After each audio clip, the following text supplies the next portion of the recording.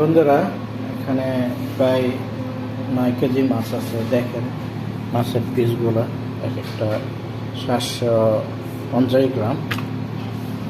এখানে 9 কেজি মাছ আছে। আর এখানে পেঁয়াজ দিয়ে ভাজি করলাম এই মাছের ভাতের জন্য। তারপরে দেখেন এখানে রেডি করতেছি, এখানে বয়েল করব। বয়েল করার পরে এই পানি দিয়েই ভাত রান্না করব। ঠিক আছে।